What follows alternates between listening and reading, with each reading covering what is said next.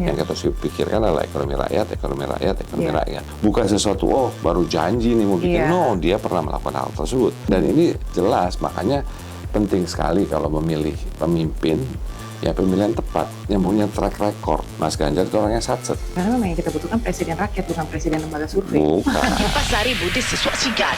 Ini era demokratis. Mau komen juga gratis. Biar gak dikatain apatis. Sekali nyinyir langsung sadis. Yo, nyinyir juga harus mikir. Biar pesan gak salah parkir. Komen gratis. Asal etis. Komen gratis. Jangan sadis. Halo semuanya, kembali lagi bersama saya Anggi Pasaribu di Anggi Pasaribu YouTube channel yang saat ini udah mulai mau ganti nama. Oh, ganti namanya apa? Storyline gitu. Wih. Supaya menceritakan Kenapa? pergerakannya Mas Ganjar, Pak Mahfud. Pokoknya semuanya gitu. berkaitan, iya dong. Wih, luar Karena kalau biasa. pas mau bikin tuh selalu ini, Pak Arsyad, storyline-nya gue bikin apa ya gitu. Jadi storyline. Jadi kali ini tuh Pak Mahfud tuh spesial teman-teman. Ada Pak Arsyad Rashid selaku Ketua TPN Ganjar Mahfud. Jadi kali ini tuh aku pengen ngomong soal pendidikan, Pak Arsyad. Karena aku tuh ingat kalau waktu masih sekolah itu kan ada yang namanya upacara bendera, terus ada undang-undang dasar yang dimana salah satu tujuan bangsa ini berdiri kan mencerdaskan kehidupan bangsa gitu kan. Terus kalau diingat-ingat lagi, uang sekolah sekarang mahal. Giliran ada yang gratis, ada aja celahnya untuk kecurangan. Belum lagi anggapan orang tuh, ini sarjana-sarjana kalau lulus menyumbang angka pengangguran yang tinggi gitu kan. Akhirnya ada kekhawatiran, kan kalau misalnya sekolah tinggi, terus gue kerja apa? Nah, salah satu program Mas Ganjar yang aku telik gitu, sekolah digaji. Ya kan, sekolah digaji, terus lulus langsung kerja gitu kan. Tapi sebelum jauh ke situ gitu ya, kalau buat Pak Arsyad sendiri, pendidikan tuh penting nggak sih Pak? Oh, itu luar biasa penting. Nah, makanya di dalam visi misi Mas Ganjar, Prof. Mahfud, jelas sekali kalau kita ingin menjadi Indonesia lebih baik, kita dan di mana Indonesia harus unggul, di situ bagaimana manusianya ataupun harus menjadi yang unggul. Nah, unggul itu datang dari mana? Dari pendidikan dan juga sehat. Jadi harus sehat dan berpendidikan. Nah, jadi pendidikan itu adalah kunci. Saya rasa investasi yang harus kepada seluruh masyarakat Indonesia, karena itulah kunci daripada kesuksesan kita ke depan. Jadi harus mesti gitu. Makanya juga di program Mas Ganjar Prof. Mahfud ada 12 tahun misalnya itu gratis sekolah. Ya kan, 12 tahun. Nah, dari situ makanya Mas Ganjar juga memikirkan bahwa setelah 12 tahun ini, bisa apakah itu SMA atau SMK, itu bisa lari lagi ke mana? Bisa ke politeknik ataupun ke kuliah. Ya kan, kuliah, makanya Mas Ganjar juga menyiapkan salah satu sarjana, satu keluarga miskin, satu sarjana, gitu kan. Nah, di sisi ini juga tadi katakan, dengan program yang namanya sekolah digaji, lulus dapat kerja. Nah, kenapa? Ini juga sebagai vokasinya. Jadi ada universitas, vokasi, dan 12 tahun ini. Ini penting sekali memiliki semua sisi. Kenapa? Dari kita bicara 280 juta manusia di Indonesia, jumlah anak-anak generasi muda yang hadir, jumlahnya berapa yang narik S1, siapa yang bisa ke D3, siapa yang ini. Yang paling penting is the right skill. Skill yang paling tepat. Nah, ini kalau bicara soal skill nih, Pak Arsyad. Kadang-kadang kan kita lulus kuliah udah bagus-bagus gitu ya. Tapi waktu mau apply kerja nggak sesuai nih sama jurusan kita. Terus akhirnya harus starting from zero lagi. Belum lagi akhirnya loncat langsung S2. Begitu lulus S2, ekspektasinya dapat gaji gede gitu kan. Tapi skillnya belum cukup. Nah, sebenarnya dari program ini tuh nantinya kayak gimana sih Pak Arsyad? Nah, di sini kan perlu kita lakukan adalah namanya pemetaan skill ke depannya. Jadi kalau kita bicara Indonesia, pertama makanya dalam pemikiran visi misi ke depan itu kita memikirkan begini. Pertama adalah bahwa Indonesia harus mau beranjak bagaimana menuju ke Indonesia Emas 2045. Dalam menuju ke sana, ini 5 tahun ini fondasi apa yang perlu dilakukan, 10 tahun dan lain-lain. Nah, yang paling penting adalah satu, peta jalan menuju 2045. Yang kedua juga setelah peta jalan ini adalah apa? Pertama mengenai industri apa yang akan kita kembangkan di Indonesia. Nah, dari situ kita akan mengetahui teknologi apa yang akan kita gunakan untuk industrialisasi tersebut. Lalu situ akan kita petakan lagi adalah apa? Skill apa yang dibutuhkan untuk nantinya the next 25 tahun ke depan. Karena itu, dan dari situ barulah nantinya peta skill itu menjawab apa yang dibutuhkan.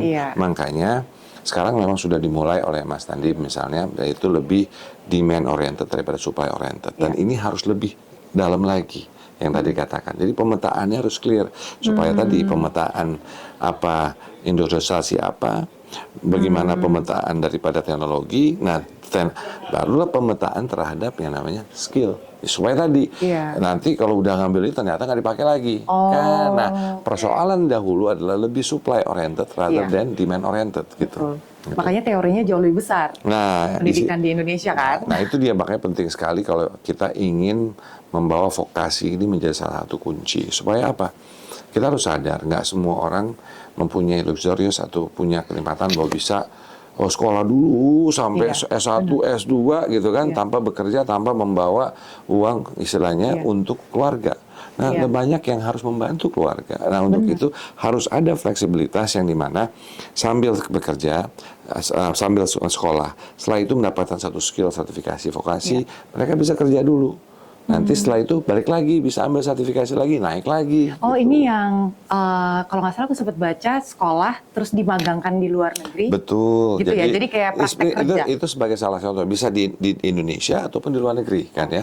Nah, tapi kita juga harus memikirkan jangka panjang. Kita juga pengen membuka mata teman-teman kita semua, adik-adik kita generasi muda ini untuk juga bisa tidak hanya melihat Indonesia, melihat luar. Karena supaya tahu bagaimana produktivitas, karena kuncinya itu. Nah, di sisi itulah bagaimana kita juga menyiapkan istilahnya magang di luar negeri. Gitu. Magang di luar negeri mau nggak mau kan udah punya tuh skillnya, experience-nya, baru pulang dan kembali bekerja. Terus tadi kan Pak Arsyad sempat bilang ini apa sih yang dibutuhkan selama 5 tahun ke depan gitu kan? Itu apa Pak Arsyad? Ini untuk teman-teman yang mau ngambil kuliah atau jurusan nantinya untuk masa depannya mereka. Nah, nggak sudah pasti kan begini. Kalau kita melihat, saya mengatakan kita ini Indonesia perlu mempunyai peta jalan.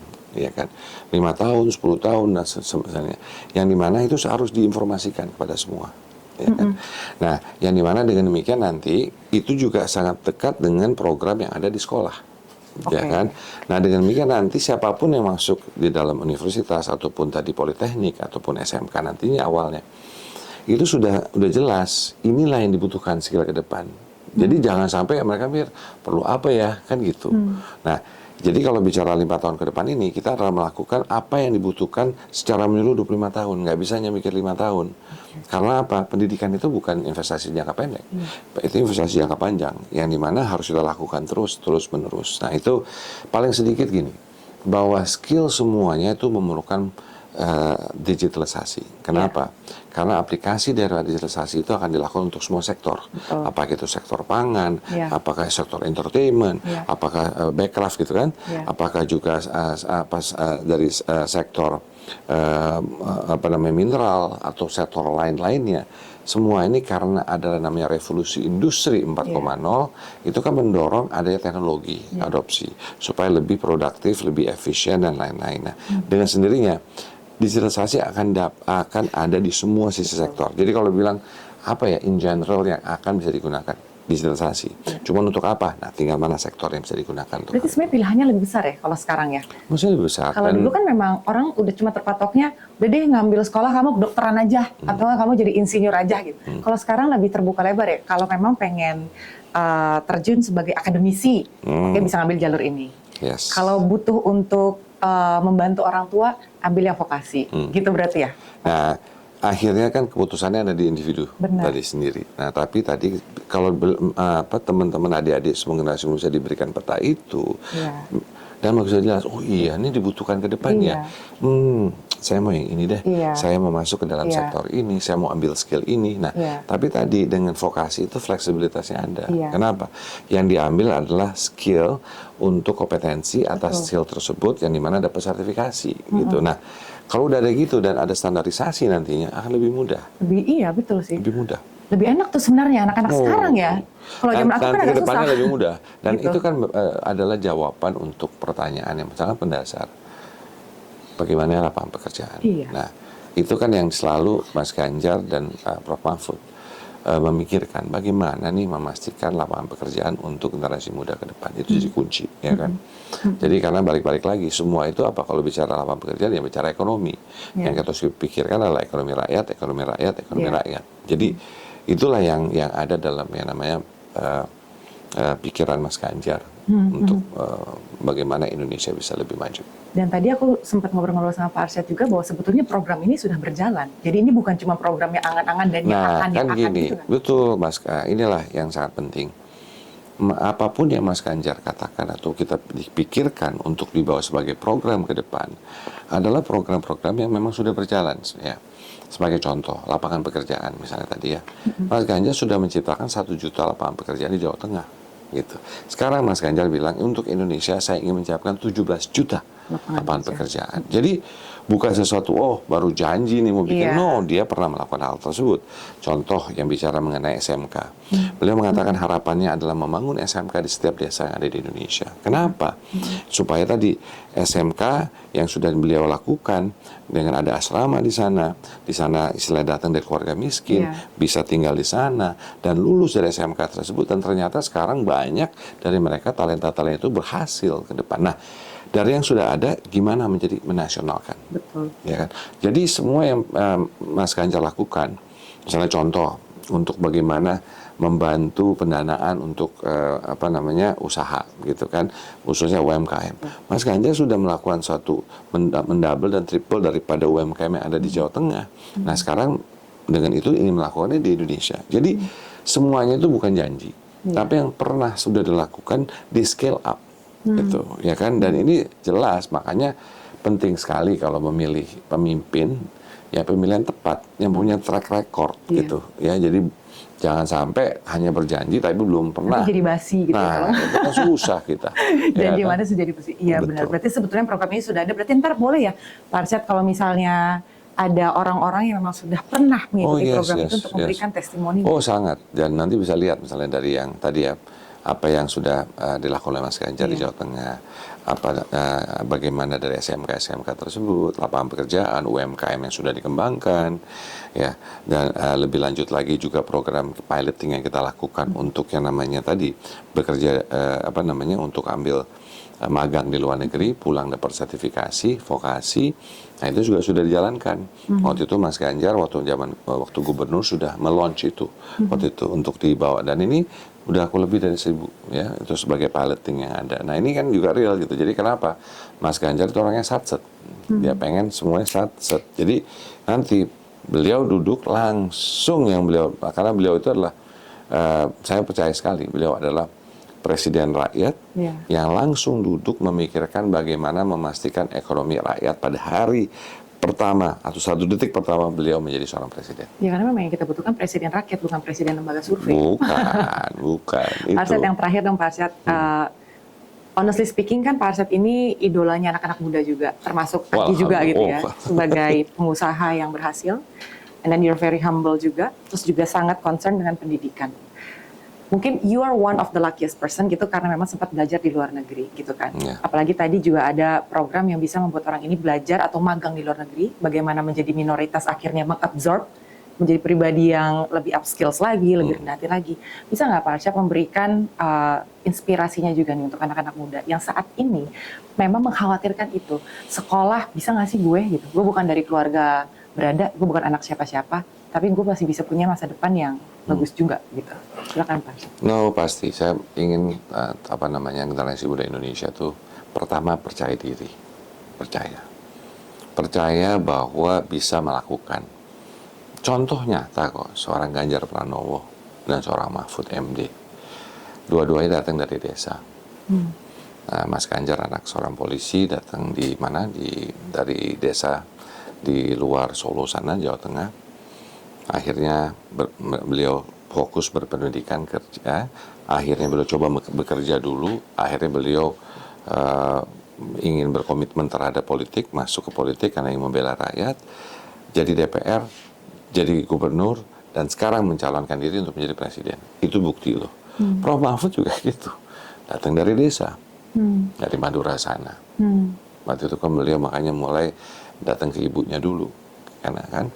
Nah, itu apa? Mencontohkan bahwa orang dari desa bisa menjadi presiden dan wakil presiden. Kalau jadi presiden dan wakil presiden aja bisa, pasti bisa jadi yang lainnya. Itu adalah menurut saya sebagai contoh nyata. Nah, dengan demikian saya berharap generasi muda bisa melihat gitu, bahwa itulah harapan kita. mereka memberikan harapan pada seluruh rakyat Indonesia. Makanya balik-balik bahwa program Satu Keluarga Miskin, Satu Sarjana itu untuk menarik kembali. Jadi sekarang generasi muda janganlah takut. Kita semua memikirkan bagaimana untuk masa depan generasi muda. Karena 2045 yang namanya Indonesia Emas itu bukan untuk kami, tapi untuk generasi selanjutnya, itu untuk generasi muda. Dan percaya, Indonesia itu luar biasa. Indonesia itu kaya. Indonesia itu memiliki yang namanya sumber daya alam yang sangat besar di darat ataupun di laut, dan juga memiliki apa? Manusia yang besar, yang luar biasa 280 juta. Ya. Nah, hal-hal ini sangat penting, adalah bagian daripada ingredients untuk menjadi negara maju. Nah, percayalah bahwa dengan kita memastikan, penting sekali memilih adik-adik semuanya adalah pemimpin yang tepat. Karena masa depan adik-adik semua itu ditentukan dengan pilihan pada tahun ini dan ke depannya. Jadi jangan salah pilih, harus tepat. Tapi balik lagi, generasi muda selalu harus terus mempunyai energi, mempunyai kepercayaan diri, yakin, dan pastinya pasti bisa maju. Dan kalau misalnya gagal sekali, 2 kali itu biasa aja. Kenapa? Kegagalan itu akan malah memperkuat diri kita, memperkaya diri kita untuk menjadi manusia yang lebih baik. Responnya berarti yang harus benar ya. Nah, itu yang penting. Dan tadi nggak boleh stop belajar. Belajar terus. So I call it continuous improvement. Yang ngomong Pak Ganjar, ini sudah jadi bukti nyata teman-teman, jadi pantas untuk diikutin. Makasih banget Pak Arsyad kok Pak Ganjar. Pak Arsyad yang ngomong, pengusaha sukses gitu kan, Ketua TPN, karena beliau yang ngomong, track recordnya udah ada, jadi harus diikutin. Terima kasih banget Pak Arsyad, sehat-sehat. All the best. Dan aku berharap ini personal, bahwa jerih lelahnya Pak Arsyad dan semua yang diperjuangkan Sama-sama, pasti nggak akan ini kan sia-sia. gotong royong. Gotong royong.